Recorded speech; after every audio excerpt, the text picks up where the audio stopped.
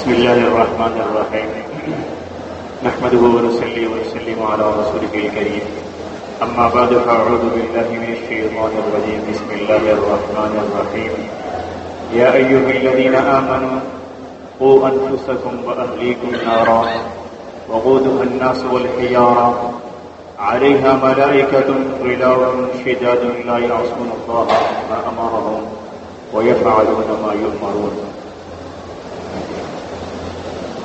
وقال النبي صلى الله تبارك وتعالى عليه وسلم كلكم راع وكلكم مسؤول عن رعيته او كما قال عليه الصلاة والسلام. اللہ تعالیٰ نے جہاں ہم انسانوں کو اپنی جان کی ذمہ داری سونپی ہے کہ ہم اللہ تعالیٰ کے احکامات کے مطابق زندگی گزار کے چلے جائیں اور رسول اللہ صلی اللہ علیہ وسلم کے طریقوں کے مطابق زندگی گزار کے چلے جائیں، ہماری کامیابی کس میں ہے؟ وہیں اللہ تعالیٰ نے ہمارے ذمے اوروں کی بھی ذمہ داری رکھی. وہ کون ہیں؟ اللہ تعالیٰ نے قرآن کریم میں یوں ارشاد فرمایا ہے یا ایھا الذین آمنوا قوا انفسکم واہلیکم نارا. یا ایھا الذین آمنوا، میں نے پہلے بھی عرض کیا کہ اللہ تعالیٰ نے جہاں کہیں بھی قرآن مجید میں یا ایھا الذین آمنوا ارشاد فرمایا ہے، وہاں اللہ تعالیٰ نے خصوصی طور پر ایمان والوں کا ذکر کیا، خصوصی طور پر. اور اگر کسی کا کوئی نام ہو، اس کے نام سے اس کو پکارے، یہ اور معنی بنتا ہے. اگر کسی کو اس کے ساتھ جو رشتہ ہے اس رشتے کے ساتھ بلائیں تو معنی اور بنتا ہے. اگر کسی کا بیٹا، اس کا نام ہے عبداللہ، وہ کہتا ہے عبداللہ یہ فلاں کام کر دو، یہ اور بات ہے. وہ کہتا ہے میرا بیٹا یہ کام کر دو. اب جب اس نے میرا بیٹا کہا ہے، اس میں شفقت زیادہ آ گئی، پیار زیادہ آ گیا، محبت زیادہ آ گئی. ایسے اللہ تعالیٰ کہہ رہے ہیں یا ایھا الذین آمنوا. یہ نہیں کہا یا عبادی میرے بندو، یا ایھا الذین آمنوا، اے میرے وہ بندو جو میرے ساتھ ایمان کے تعلق سے مضبوط ہو چکے ہیں، وہ والے لوگ متوجہ ہو. اور کرنا کیا ہے؟ قوا انفسکم واہلیکم نارا، کہ اپنے آپ کو بھی اور اپنے گھر والوں کو بھی جہنم کی آگ سے بچانا ہے. یہ ہماری ذمہ داری ہے. اگر میں کہوں جناب میں الحمدللہ 5 وقت کی نماز پڑھتا ہوں، احدی صف میں آ کے بیٹھتا ہوں، امام کی تکبیر اولیٰ کے ساتھ شریک ہوتا ہوں، میں تو سب کچھ کرتا ہوں، مجھے کسی کی کیا پرواہ، میں نے کون سا کسی کی قبر میں جانا ہے. تو اللہ تعالیٰ نے یہ آیت نازل کر کے بتا دیا کہ جناب یہیں تک بات ختم نہیں ہے، بلکہ اپنی اولاد، اپنے گھر والوں کی ذمہ داری بھی ہمارے اوپر ہے. قوا انفسکم واہلیکم نارا. اب نار کا لفظ اللہ تعالیٰ نے یہاں ذکر کیا. نار کسے کہتے ہیں؟ نار، نار کا مطلب ہے آگ. یہاں اللہ تعالیٰ نے یہ ارشاد فرمایا کہ اپنے اور اپنے گھر والوں کو، اپنے آپ کو اور اپنے گھر والوں کو جہنم کی آگ سے بچاؤ. تو علماء مفسرین نے لکھا ہے کہ یہاں پر نار کا لفظ، آگ کا لفظ اس لیے ذکر کیا ہے کہ انسان کو پتہ چلے کہ جب دنیا کے اندر ہم دیکھتے ہیں کہ میرا بیٹا ہے، میرے تعلق والا ہے، چھوٹا بچہ ہے، وہ آگ کی طرف جا رہا ہے، تو اس کے آگ کی طرف جاتے وقت جس انداز سے ہم اس کو روکتے ہیں دنیا کی آگ سے، اسی انداز سے جہنم کی آگ سے بھی ہم روکیں. بات سے بات کرو نا جی جناب، ہمارے بیٹوں کی ذمہ داری بھی ہمارے اوپر ہے، بیوی بچوں کی ذمہ داری ہمارے اوپر ہے. وہ کہتے ہیں میں کیا کروں، سمجھاتا ہوں کہتا ہوں نہیں مانتے، میں کیا کروں. تو اللہ تعالیٰ نے یہ نار کا لفظ ذکر کر کے ہمیں بتایا ہے کہ کس طریقے سے سمجھانا ہے. اگر ایک بچہ ہے، میرا بیٹا ہے، آپ جلدی اور اس کی طرف جا رہا ہے اور میں دور سے بیٹھ کے اس کو کہوں گا بیٹا آگ کی طرف نہ جانا، کہوں گا؟ یا اس کو دور سے کہہ دو بیٹا آگ بڑی سخت چیز ہے، تجھے جلا دے گی، اور اس کے یہ نقصانات ہیں، یہ معاملات ہیں، لہٰذا آگ کی طرف نہ جانا. اور وہ جا رہا ہے اور میں دیکھ رہا ہوں بیٹھ کے اور سمجھاتا ہوں. میں نے بعض لوگوں کو کہوں جناب یہ خود جلا تھا, میں نے تو بڑا سمجھایا تھا. کیا یہ بات درست ہوگی؟ بھائی اس موقع پر میں کیا کروں گا؟ میں یہ کروں گا کہ جا کر بچے کو, اپنے بیٹے کو گود میں اٹھا لوں گا. میرا بیٹا یہ آگ سخت چیز ہے, اور اس کو سمجھاؤں گا, اپنی گود میں اٹھا لوں گا کہ میرا بیٹا آگ کے اندر چلا نہ جائے. اور جو اس آگ سے, دنیا کی آگ سے کئی گنا زیادہ سخت آگ ہے, کئی گنا سخت آگ ہے, اس آگ میں بیٹا میرا جا رہا ہے, اس کو میں صرف سمجھا دوں بیٹا یہ آگ ہے, اس کی طرف نہ جاؤ, نماز پڑھا کرو, اللہ کی اطاعت کیا کرو, اور کہو جی میری ذمہ داری ختم. نہیں, اب ذمہ داری ختم نہیں ہے, ذمہ داری ختم نہیں ہے. انبیاء کرام علیہ الصلوات و تسلیمات کی زندگی کو ہم دیکھتے ہیں تو انبیاء کرام علیہ الصلوات و تسلیمات بھی اپنے بیٹوں کو سمجھا رہے ہیں. وَكَانَ يَأْمُرُ أَهْلَهُ بِالصَّلَاةِ وَالزَّكَاةِ مَا دُمْتَ حَيًّا. اور اسی طرح حضرت عیسیٰ علیہ السلام کے بارے میں بھی موجود ہے. اسماعیل علیہ السلام کے بارے میں اللہ تعالیٰ شاہ ہمارے کہ اسماعیل علیہ السلام اپنے گھر والوں کو نماز کا حکم کیا کرتے تھے. سامنے اسی طرح حضرت یعقوب علیہ السلام کے آخری وقت آیا, نبی ہیں, ہمیں انبیاء کے قصوں سے ہمیں یہ ساری باتیں ملتی ہیں, قرآن کی آیات ہیں. حضرت یعقوب علیہ السلام کا آخری وقت آیا. اب ہمارے ہاں کیا ہوتا ہے, جب آخری وقت آتا ہے تو پتہ چلا جی اب ہمارا آخری وقت ہے تو کیا کرتے ہیں, وصیتیں کرتے ہیں, بیٹا دیکھو میری دکان کا بڑا خیال کرنا, میں نے بڑی زندگی لگا کر محنت کر کے میں نے اس کو تیار کیا, بیٹا فلاں چیز کا خیال رکھنا, فلاں چیز کا خیال رکھنا. یہی وصیتیں ہوتی ہیں ہماری. اور حضرت یعقوب علیہ السلام بیٹوں کو اکٹھا کر رہے ہیں, اور اکٹھا کر کے کیا کہہ رہے ہیں, یعقوب علیہ السلام کے بارے میں بھی آتا ہے اور ابراہیم علیہ السلام کے بارے میں. قرآن کریم میں پہلے پارے کے آخری رکوع کے اندر آپ خود کھول کے دیکھیے گا. اللہ تعالیٰ شاہ ہمارے وَوَصَّىٰ بِهَا إِبْرَاهِيمُ بَنِيهِ وَيَعْقُوبُ, ابراہیم اور یعقوب علیہ الصلوات و تسلیمات اپنے بیٹوں کو وصیت کرتے ہیں. کیا وصیت کر رہے ہیں؟ اسی بات کی وصیت کر رہے ہیں کہ میرے بیٹوں, ہمارے جانے کے بعد, دنیا سے وصال ہو جانے کے بعد, انتقال ہو جانے کے بعد, تم لوگوں نے اللہ کے علاوہ کسی اور کے ساتھ شرک کر کے تم نے عبادت نہیں کرنی, اللہ کی عبادت کرنی ہے. عبادت کے لائق وہی ذات ہے.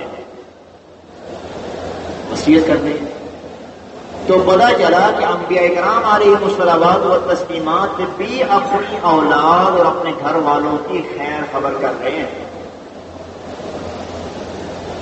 انبیاء کرام کا ایک اعلیٰ درجہ ہے, اعلیٰ ترین درجہ, وہ اعلیٰ ترین درجے کے لوگ اپنی اولاد کی فکر کر رہے ہیں, اور ہم کہیں ہم نے سمجھا دیا بس بات ختم. نوح علیہ السلام کے بیٹے کی بات کو مثال دیتے ہیں کہ نوح علیہ السلام نے اس کو سمجھایا. وہ جو طوفان آیا تھا نا, جو اللہ تعالیٰ نے کہا نوح علیہ السلام کو, وَاصْنَعِ الْفُلْكَ بِأَعْيُنِنَا وَوَحْيِنَا وَلَا تُخَاطِبْنِي فِي الَّذِينَ ظَلَمُوا, یا نوح ایسا کرو, اگر یہ لوگ تمہیں تنگ کر رہے ہیں تو اب ایک کشتی بنانا شروع کر دو, اور یہ جو کہتے ہیں کہنے دو, بس تم کشتی بناؤ. اب نوح علیہ السلام کشتی بنانا شروع کر. اب وہ قریب سے گزرے اور یہ کشتی بنا رہے. نوح علیہ السلام کو کہہ دو جی بابا جی ہمیں سمجھاتے رہے, ہم نے سمجھا نہیں, تو اب دیکھو اپنے عجیب کاموں میں لگ پڑے, کشتی بنا رہے ہیں جی, کیا کر رہے ہیں کشتی بنا کے.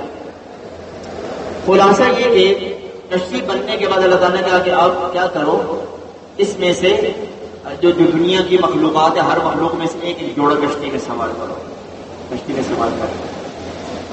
اور اس کے بعد اللہ تعالیٰ نے جو قرآن کریم میں نقشہ کھینچا ہے وہ کیا کھینچا ہے کہ اس کے بعد ہر طرف سے پانی آنا شروع ہو گیا. پہاڑ سے پانی, زمین سے پانی, درختوں سے پانی, اور ایسے پانی کے ریلے آنے شروع ہو گئے کہ اب وہ جو کشتی کے اندر تھے وہ بچ گئے, باقی سارے کے سارے غرق. اور نوح علیہ السلام کا بیٹے نے کیا کیا, سامنے نوح علیہ السلام کا بیٹا تھا, اس نے کیا کیا, اس نے کہا جی یہ کیا ہے, کشتی ہے تو کیا ہو گیا, ہم بڑے بڑے اونچے پہاڑ ہیں میں پہاڑ پہ چڑھ دوں گا، پانی کہاں تک پہنچے گا؟ پہاڑ پہ تھوڑی چڑھ جائے گا پانی۔ وہ پہاڑ پہ چڑھا، دونوں علیہ السلام نے آواز دی، یا بنی اے میرے بیٹے، ارکب معنا، آجا ہمارے ساتھ سوار ہو جا، کشتی میں بچ جائے گا۔ قال سآوی الی جبل یعصمنی من الماء، کہا کیسی بات کرتے ہو، میں چڑھ جاؤں گا پہاڑ کے اوپر جو مجھے پانی سے بچا دے گا۔ دونوں علیہ السلام اس موقع پر سمجھائے، قال لا عاصم اليوم من امر اللہ الا من رحم، ارے میرے بیٹے، ارے میرے نادان بیٹے، آج اللہ کی پناہ کے علاوہ کوئی چیز تجھے پناہ نہیں دینے والی، تو آ جا۔ اب ہم سمجھتے ہیں کہ صرف اس موقع پر نوح علیہ السلام بیٹے کو نصیحت کر رہے ہیں اور اس کو بلا رہے ہیں، کہ نہیں، 950 سال اس سے پہلے بیٹے کو سمجھاتے رہے، 950 سال۔ نوح علیہ السلام کی عمر مبارک کے بارے میں مختلف روایات ہیں۔ ایک روایت کے مطابق 1500 سال عمر تھی، بعض روایات میں 1000 سال ہے، اور بعض روایات میں 1300، مختلف روایات ہیں۔ کہنے کی بات یہ ہے کہ انبیاء کرام علیہ الصلوات و تسلیمات بھی اپنے اولاد کو اور اپنے گھر والوں کو سمجھا رہے ہیں۔ پھر سب سے آخری نبی میرے اور آپ کے پیغمبر تاجدار مدینہ صلی اللہ علیہ وسلم، ان کے بارے میں اللہ تعالیٰ قرآن کریم میں ارشاد فرمایا، وَأْمُرْ أَهْلَكَ بِالصَّلَاةِ وَاصْطَبِرْ عَلَيْهَا، اے میرے محبوب آپ بھی اپنے گھر والوں کو نماز کا حکم دیجیے اور خود بھی اس پر قائم رہیے۔ وَأْمُرْ أَهْلَكَ، اپنے گھر والوں کو حکم دیجیے۔ ان ساری آیات سے پتہ چلا کہ میرے ذمے صرف میری ذات نہیں ہے، بلکہ میرے ذمے میری اولاد اور میرے گھر والے بھی ہیں، ان کی ذمہ داری میرے اوپر ہے۔ اچھا، بعض دفعہ یوں ہوتا ہے، اب ابا جان نے کہہ دیا بچوں کو، جاؤ بیٹا نماز پڑھو، بیٹے کچھ جا رہا ہے، کوئی ایک بیٹا چلا گیا، ایک رک گیا، اور ابا جان خود آرام سکون سے بیٹھے کرسی پہ اور چائے کے چسکیاں لے رہے ہیں اور چائے پی رہے ہیں، تو کیا خیال ہے اس کا اثر ہوگا بیٹوں پر؟ نہیں ہوگا۔ کیوں؟ اللہ تعالیٰ قرآن کریم میں ارشاد فرماتا ہے، وَأْمُرْ أَهْلَكَ بِالصَّلَاةِ وَاصْطَبِرْ عَلَيْهَا، خود بھی نماز پڑھو گے تو اثر ہوگا۔ میں کہوں جی میرا بیٹا تو نماز پڑھنے والا بات ہے، میں نے نہ پڑھی تو کیا ہو جائے گا، تو اس طرح کام نہیں چلے گا۔ آج ہمارا معاملہ یہ ہو چکا ہے کہ بچے کو جیسے بولنا آتا ہے ہم اس کو اس تعلیم میں داخل کر دیتے ہیں جو تعلیم ایسی تعلیم ہے جو ہمیں ماں باپ کا ادب بالکل نہیں سکھاتی۔ آپ میری بات سے شاید اتفاق نہ کریں، اب جس تعلیم میں آپ بھیجتے ہیں بچے کو، آپ وہ تعلیم کے سلیبس اٹھا کے دیکھ لیجئے، 4-5 سال کا سلیبس اٹھا کے دیکھ لیجئے، کوئی ایک چیپٹر آپ کو مل جائے جس کے کوئی ایک سبق مل جائے جس میں والدین کا ادب اور ماں باپ کے ساتھ حسن سلوک، رشتہ داروں کے ساتھ حسن سلوک کا کوئی ایک سبق ہو۔ اب اس تعلیم کے حوالے ہم کر کے مطمئن ہو جائیں کہ میرا بچہ ماشاءاللہ تربیت حاصل کر رہا ہے، وہ تربیت نہیں ہے، تربیت میں نے خود کرنی ہے۔ میں خود تربیت اپنے بچے کی کروں گا، اپنی اولاد کی خود میری اولاد ہے۔ جس تعلیم میں میں مدرسہ میں بھیج رہا ہوں، قاری صاحب کے پاس بھیج رہا ہوں یا اسکول میں بھیج رہا ہوں، کہیں بھی بھیج رہا ہوں، وہ قاری صاحب کی یا اسکول کی ٹیچر کی اولاد نہیں ہے، وہ میری اولاد ہے۔ اس کو وہ اگر میری اولاد راہ راست سے ہٹے گی مجھے تکلیف ہوگی، اس کو تکلیف نہیں ہوگی۔ آپ کے بچہ یا میرا بچہ فیل ہو جائے تو میرے ٹیچر کو یا میرے بچے کے ٹیچر کو دکھ ہوگا؟ وہ دکھ نہیں ہوگا جو مجھے ہوگا۔ میرا بچہ ناکام ہو جائے گا اس کا افسوس مجھے ہوگا، کسی اور کو نہیں ہوگا۔ وہ کہتے ہیں نا کہ کسی کا بچہ روئے تو سر میں درد ہوتا ہے۔ گاڑی میں سفر کر رہے ہو نا، اگر کوئی بچہ کسی سیٹ پہ کہیں آگے پیچھے بیٹھا ہو تو دوسرے کا بچہ روئے تو کیا ہوتا ہے؟ سر میں درد ہوتا ہے، اور اپنا بچہ رہے تو دل میں درد ہوتا ہے۔ یہ فرق ہے۔ اپنا بچہ روئے تو دل برداشت کرتا ہے، سر میں درد نہیں ہوتا ہے، دل بے چین ہوتا ہے، میرا بچہ رو کیوں رہا ہے؟ اور دوسرے کا بچہ روئے گا نہیں کہ یہ بچہ کیوں رو رہا ہے، چپ کرو اس کو، کیوں روتا جا رہا ہے، سر میں درد ہو رہا ہے۔ ایسے ہی میں نے اپنے اولاد کی فکر کرنی ہے، میں نے اپنی اولاد کی تربیت کرنی ہے، کسی نے باہر سے آ کے تربیت کو نہیں کرنی ہے۔ آپ صلی اللہ علیہ وسلم حدیث مبارک ہے، بخاری شریف حدیث مبارک ہے، آپ نے فرمایا کہ آدمی کے لیے بہترین صدقہ کیا ہے؟ پوچھا گیا حضرت بہترین صدقہ، آپ نے فرمایا آدمی کے لیے بہترین صدقہ 3 چیزیں ہیں، صدقہ جاریہ۔ 3 چیزیں آدمی کے لیے صدقہ جاریہ ہیں۔ کون کون سی؟ ایک علم ینتفع بہ، کہ اس نے کوئی علمی کام کر لیا، کسی کو علم سکھا دیا، تو اس علم سے جب تک نفع اٹھاتے رہیں گے لوگ تو اس کو ثواب ملتا چلا جائے گا، اس کو ثواب ملتا رہے گا۔ مثلا کسی نے اپنے علاقے میں دیکھا کہ میرے علاقے میں قرآن کی تعلیم کا کوئی انتظام نہیں ہے، اس نے وہ محنت کوشش کر کے کوئی نظام بنا دیا، کوئی قاری صاحب کو لے آئے اور تو لگا دیا کہ آپ بچوں کو پڑھانا شروع کر دیں۔ اب اس کا انتقال ہو بھی جائے تو جب تک یہ سلسلہ چلتا رہے گا اس کو ثواب ملتا چلا جائے گا، مرنے کے بعد یہ ثواب مل رہا ہے۔ یا اس طرح کوئی صدقہ جاریہ کا کوئی اور کام کر دیا، مثلا کسی جگہ دیکھا کہ یہاں کے لوگوں کو پانی کی بڑی مشقت ہے اور میٹھا پانی پینے کا صاف پانی نہیں مل رہا، اس نے وہاں نل لگوا دیا، ہینڈ پمپ لگوا دیا، لوگ آتے ہیں پانی پینا چاہتے ہیں، لوگ آتے ہیں، جتنے لوگ اس سے استفادہ کرتے رہیں گے، فائدہ اٹھاتے رہیں گے، اس کو ثواب ملتا چلا جائے گا۔ تیسری چیز جو ہے وہ اہم ہے، آج کل ہمیں اس چیز کا علم نہیں ہے، اس لیے ہم بے فکر ہوتے ہیں۔ آپ صلی اللہ علیہ وسلم نے فرمایا تیسری چیز یہ ہے کہ اپنی کوئی اولاد، نیک اولاد چھوڑ کے چلا جائے جو اس کے جانے کے بعد جب عمل کرے گی نیک عمل تو اس کے باپ کو اس کا ثواب ملتا چلا جائے گا، ثواب ملتا چلا جائے گا۔ جب بچہ قرآن پڑھتا ہے، کسی کا بچہ قرآن پڑھتا ہے تو بچے کو ثواب ملنا ہی ملنا ہے، لیکن اس کا ثواب اس کے والد کو بھی ملے گا۔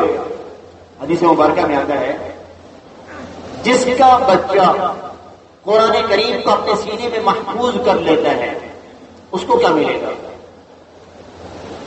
اس کو یہ ملے گا کہ یتوج یوم القیامہ، اس کو کل قیامت والے دن ایک تاج پہنایا جائے گا، تاج۔ وہ تاج بھی معمولی تاج نہیں ہوگا، سونے چاندی کا صرف بنا ہوا تاج نہیں ہوگا۔ تاج کیسا ہوگا؟ وہ تاج ایسا ہوگا، آپ صلی اللہ علیہ وسلم کی حدیث مبارکہ کے مطابق کہ یہ سورج کی روشنی اس تاج کی روشنی کے سامنے ماند پڑ جائے گی۔ صدقہ جاریہ۔ میں اپنے بچے کی اچھی تربیت کر کے جاؤں گا، اس کا ثواب میری زندگی میں آتا رہے گا، میری زندگی میں بھی اور میرے مرنے کے بعد بھی آتا رہے گا۔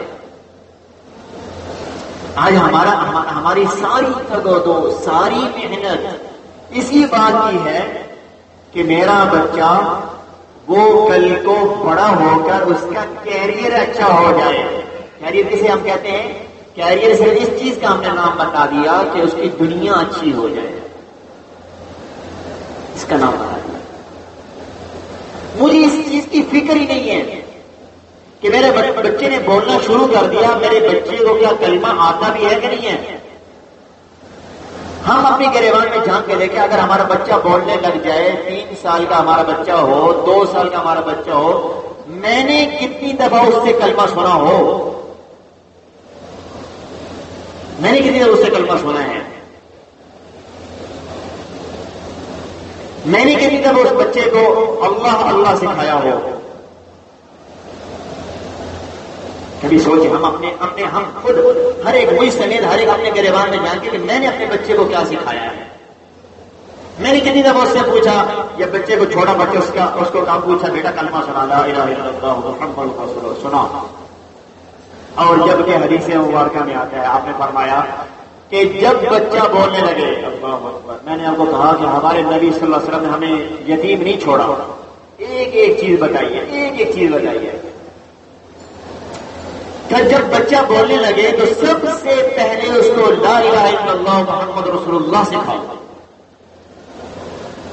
سب سے پہلے یہ سکھاؤ۔ آپ صلی اللہ علیہ وسلم حدیث مبارکہ ہے۔ اب ہم خود چھوڑیں کہ میں نے اس حدیث پر کتنا عمل کیا کہ میرے بچے نے بولنا شروع کیا اور اس کو میں نے کلمہ سکھایا، اور بیٹا کلمہ پڑھ لا الہ الا اللہ محمد رسول اللہ۔ اور جب کہ حضرت حسن رضی اللہ عنہ ان کے بارے میں روایت آئی، آپ صلی اللہ علیہ وسلم کو بے حد پیار تھا، حضرت حسن اور حسین رضی اللہ عنہما سے حد سے زیادہ پیار، حتیٰ کہ اتنا پیار تھا کہ آپ صلی اللہ علیہ وسلم جمعے کا خطبہ دے رہے، خطبہ دیتے دیتے دیکھا کہ حضرت حسن اور حسین رضی اللہ عنہما دروازے سے داخل ہوئے تو آپ صلی اللہ علیہ وسلم خطبہ چھوڑ کر بھاگ کر خود جا کے اٹھا کے لے آئے. اتنا پیار. یہ نہیں کہا کسی کو کہ یہ بچے بھی اٹھا کے دیتا، نہیں، خود بھاگ کر گئے اور اٹھا کے لے آئے. نماز پڑھ رہے، کبھی ایک اوپر چڑھ رہا کبھی دوسرا اوپر چڑھ رہا، اور آپ نماز پڑھ رہے اور وہ کھیل رہے، کبھی ان کو ڈانٹا تک نہیں. اتنا پیار. اور آپ نے فرمایا اللہ میں احبہما فاحبب من احبہما، اللہ میں ان دونوں سے پیار کرتا ہوں، جو ان دونوں سے پیار کرے تو اس سے پیار کرتا. اتنی محبت. اور لیکن ایک دفعہ ایسا ہوا، حدیث مبارکہ میں آتا ہے کہ حضرت حسن رضی اللہ عنہ نے کہیں صدقے کی کھجوریں رکھی ہوئی تھی، ایک کھجور اٹھائی اور منہ میں ڈال دی. آپ صلی اللہ علیہ وسلم نے کیا فرمایا؟ حدیث مبارکہ میں الفاظ آتے ہیں کہ آپ نے فرمایا کخ کخ. یہ الفاظ حدیث مبارکہ کے الفاظ ہیں. راوی نے بیان کیے ہیں کہ آپ صلی اللہ علیہ وسلم کی یہ الفاظ، یہ آواز آپ علیہ السلام کے منہ مبارک سے نکلی ہے. اور کیا فرمایا آپ نے فرمایا کخ کخ، اور خود انگلی حضرت حسن کے منہ میں ڈال کے اور کھجور کو نکالا. کہا بیٹا ہم بنو ہاشم ہیں، ہم صدقہ نہیں کھاتے. بچے کی تربیت کرتے. بچہ تھا لیکن اس بچے کے ذہن میں بھی اتنی محبت کے باوجود آپ نے کراہت کی اور اس بچے کے ذہن میں بھی ڈالا بیٹا حسن ذرا خیال کرنا، ہم بنو ہاشم ہے، تم نے کبھی صدقے کی کوئی چیز نہیں کھانی ہے. بنو ہاشم نہیں کھاتے، سید صدقہ نہیں کھاتا. یہ بچے کی تربیت کی. عمر بن ابی سلمہ رضی اللہ عنہ. آپ کو معلوم ہے ہماری نبی صلی اللہ علیہ وسلم کے ازواج مطہرات میں ایک حضرت ام المؤمنین ام سلمہ رضی اللہ عنہا بھی ہیں. ام المؤمنین حضرت ام سلمہ رضی اللہ عنہا. ام سلمہ رضی اللہ عنہا کے خامد تھے ابو سلمہ رضی اللہ عنہ. آپ اس واقعے کے اندر ایک اور بات بتاؤں گا، اس کو بھی آپ یاد کر لیجیے گا. ابو سلمہ رضی اللہ عنہ ام سلمہ کہتی ہیں میرے لیے انتہائی زبردست خامد تھا، انتہائی زبردست خامد تھا. تو ان کے انتقال ہو جانے کے بعد، انتقال سے پہلے بات ہوئی تو ابو سلمہ نے کہا دیکھو میرے انتقال کے بعد تم اگر شادی کرنا چاہو تو کر لینا. تو میرے انتقال کے بعد میرے دل میں خیال آیا ایک دعا ہے جو آپ صلی اللہ علیہ وسلم نے ارشاد فرمائی ہے، وہ کیا ہے؟ اللہم اجرنی فی مصیبتی واخلف لی خیرا منہا.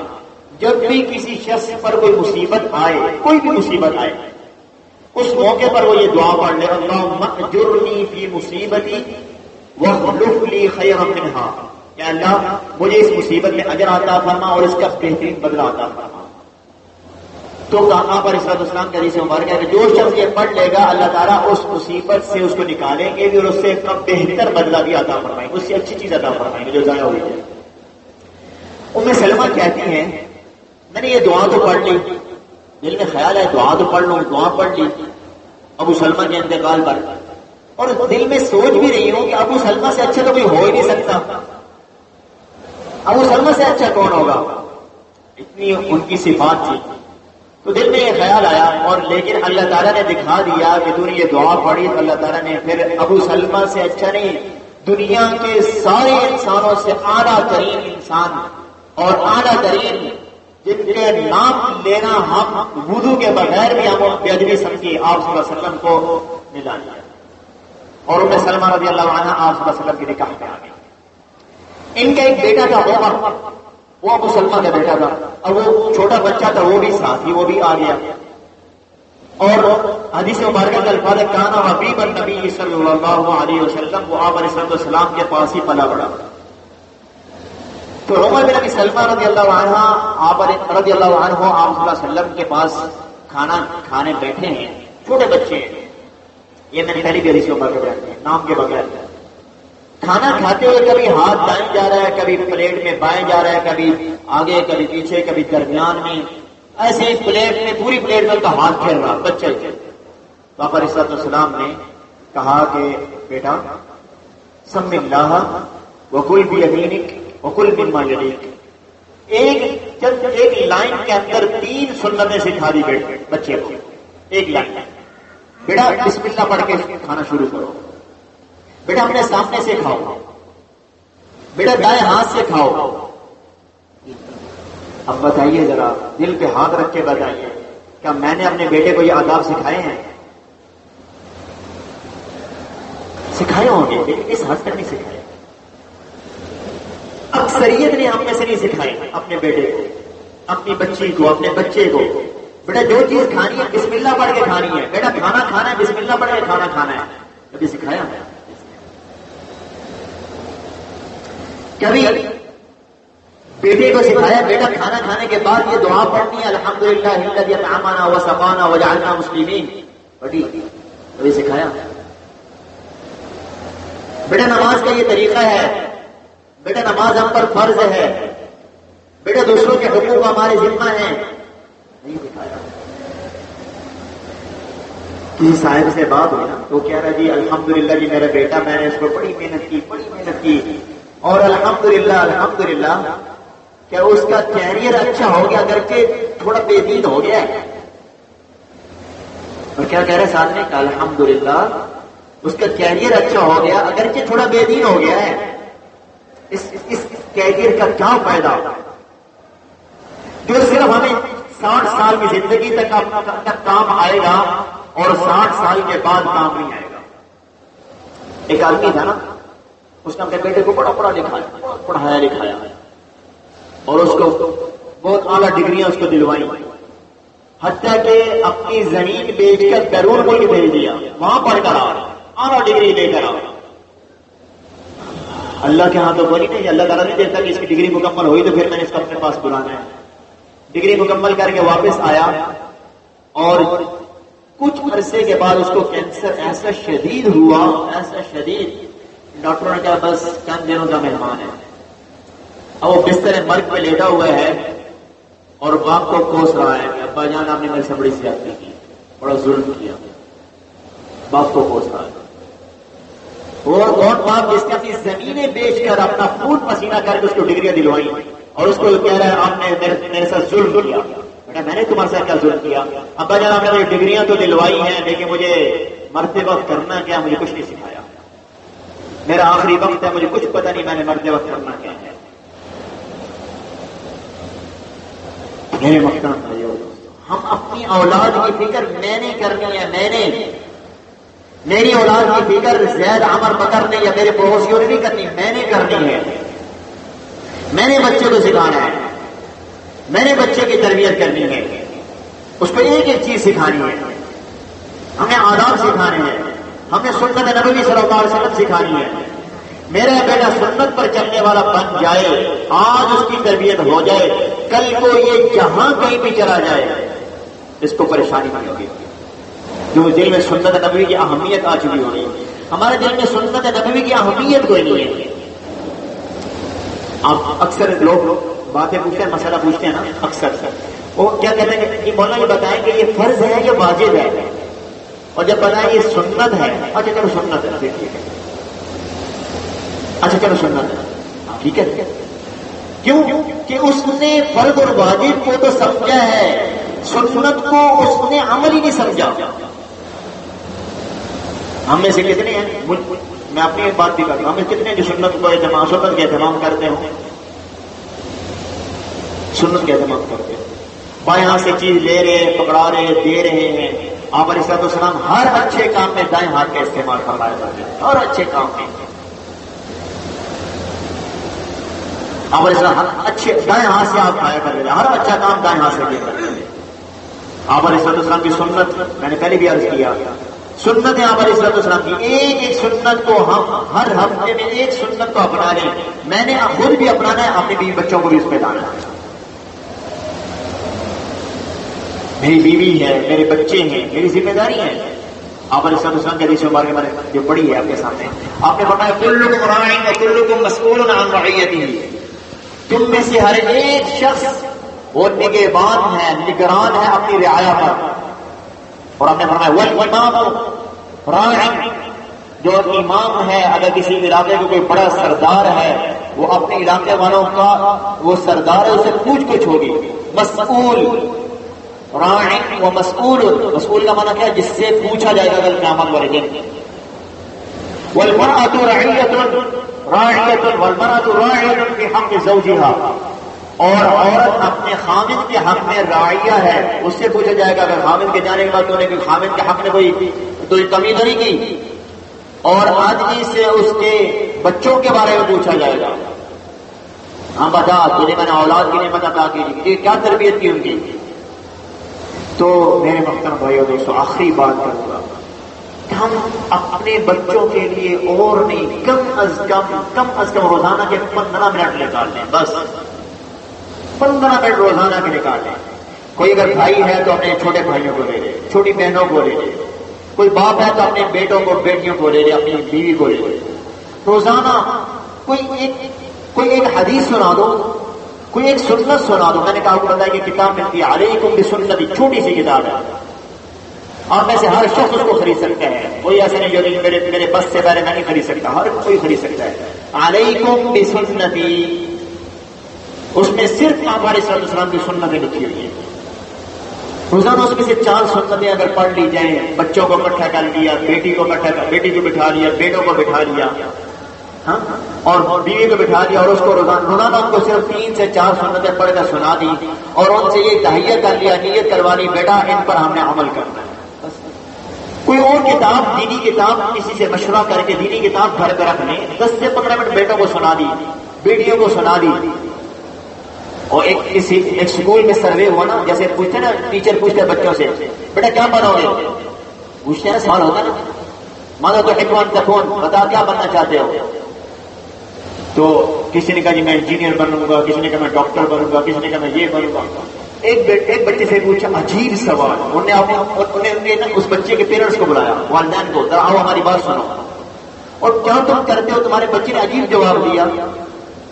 کہا جی کیا جواب دیا؟ کہ ہم نے پوچھا ساروں سے کہ کیا بڑے ہو کر کیا بننا چاہتے ہو، تو آپ کے بچے نے کھڑے ہو کر کہا جی میں بڑے ہو کر صحابی بننا چاہتا ہوں. صحابی کیسے کہتے ہیں؟ جس نے ایمان کی حالت میں رسول اللہ صلی اللہ علیہ وسلم کو دیکھا اس کو صحابی کہتے ہیں. تو بچہ کیا کہہ رہا ہے؟ میں صحابی بننا چاہتا ہوں. کیوں صحابی بننے کا شوق کیوں پیدا ہوا ہے؟ اس لیے کہ گھر میں والدین روزانہ اس کو صحابہ کے واقعات سنا رہے ہیں. صحابہ کے واقعات روزانہ سنائے جا رہے. دیکھو صحابہ ایسے تھے، صحابہ ایسے، صحابہ کی اولاد ایسی تھی. وہ اتنی محبت دل میں پیدا ہو گئی کہ بچہ کہتا ہے کہ بڑے بڑے صحابی بنو، اس کے علاوہ اور کوئی مجھے قبول نہیں ہے. اس لیے میرے محترم بھائی دوستو، ہم بھی روزانہ کی بنیاد پر اپنے بچوں کو 10 سے 15 منٹ، چلو زیادہ نہیں.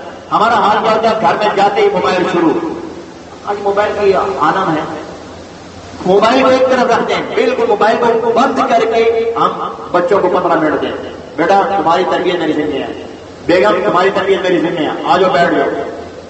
حاکم بن کے نہیں، ان کا اپنا بن کر، ان کا خیر خواہ بن کر، اور پھر ان کو بتائیں. قرآن میں آتا ہے آپ علیہ السلام کے بارے میں نذیر کا لفظ آتا ہے. نذیر کیسے کہتے ہیں؟ اس کا عمومی طور پر معنی کیا جاتا ہے ڈرانے والا. حالانکہ ڈرانے والا معنی نہیں اس کا صحیح ہے. اس کا معنی ہے شفقت کے ساتھ ڈرانے والا. ڈرانے والا کیا ہے؟ ڈاکو بھی ڈراتا ہے نہیں ڈراتا ہے؟ قاتل بھی ڈراتا ہے نہیں ڈراتا ہے؟ ڈراتا ہے. ہاں جی نکال دو جو کچھ ورنہ مار دوں گا، آدمی ڈر جاتے ہیں. لیکن ماں بھی ڈراتی ہے بچے کو، بیٹا یہ سانپ ہے، بچ جاؤ بچ جاؤ، بیٹا یہ انگارا ہے، بچ جاؤ بچ جاؤ. یہ بھی ڈرا رہی ہے، ماں بھی ڈرا رہی ہے بچے کو، لیکن یہ ڈرانا شفقت والا ہے. تو اپنی اولاد کی اور بیوی بچوں کی تربیت کرنی شفقت کے ساتھ. تو آج سے یہ نیت اگر کرے روزانہ میں نے 15 منٹ اپنے بچوں کے لیے فارغ کرتے ہیں سارے اس کی نیت بھائی اللہ تعالیٰ عمل کی توفیق